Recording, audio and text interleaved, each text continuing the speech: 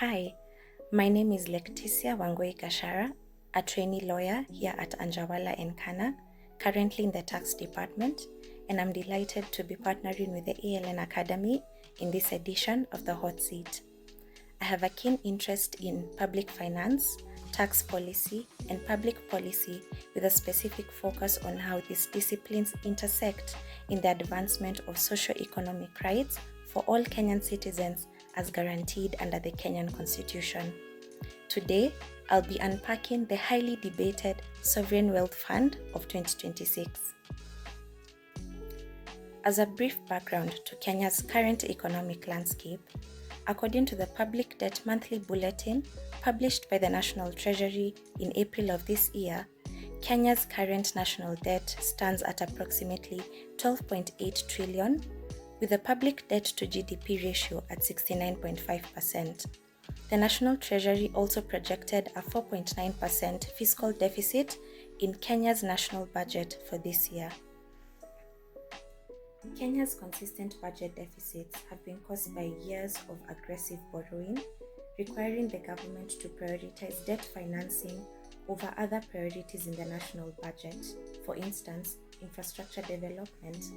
Therefore, to fund these other priorities without resorting to traditional debt, the government has been exploring alternative, long-term, and sustainable financing options such as the establishment of the Sovereign Wealth Fund.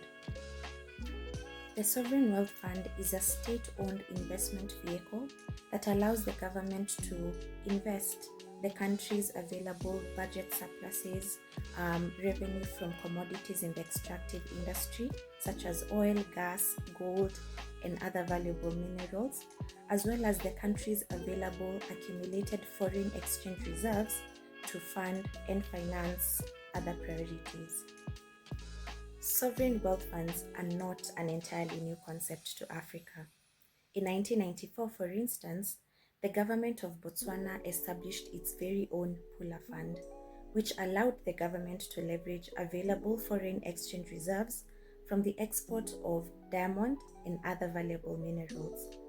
According to the financial statements released by the Bank of Botswana, as of March 2026, the Pula fund was valued at approximately $1.9 billion. Therefore, if properly managed, states stand to reap a lot of benefits from sovereign wealth funds. The converse is also true. For example, in Angola, in 2008, the FSDEA fund was established. However, due to decades of mismanagement, political interference, and general fiscal indiscipline, the fund never served its true purpose. In Kenya, the Sovereign Wealth Fund implementation process is further complicated by the fact that the mining and mineral sector only contributes to 1% of Kenya's GDP. Therefore, in my view, for a sovereign wealth fund to be properly established in Kenya, 3 concerns must be addressed. First, whether Kenya can realistically maintain a savings vehicle while simultaneously accumulating debt. Secondly, whether Kenya can sustainably derive substantial economic value from a sector from which it derives only 1% of its GDP from. And third, whether Kenya has put in place proper frameworks to curb fiscal indiscipline on the part of the government. Therefore, to maximize the efficiency of the Sovereign Wealth Fund in Kenya, the government will have to prioritize slashing fiscal deficits by driving economic growth for both the formal and the informal sector. It will have to also prioritize revitalizing the mining industry to ensure that its contribution to the national GDP is increased. Thirdly, measures will also have to be put in place to ensure strict adherence to the principles of transparency and accountability by all state agencies involved.